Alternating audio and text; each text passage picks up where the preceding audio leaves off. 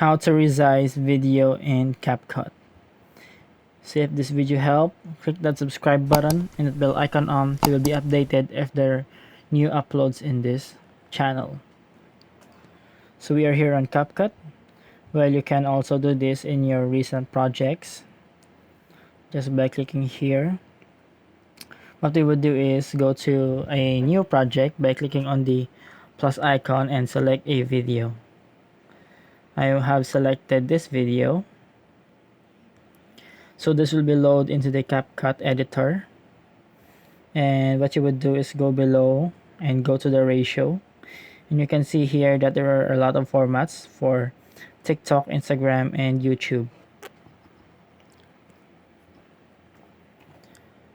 So once you have chosen your format, you can resize this photo by clicking on here in the timeline or your video in the timeline and by dragging the video with your fingers.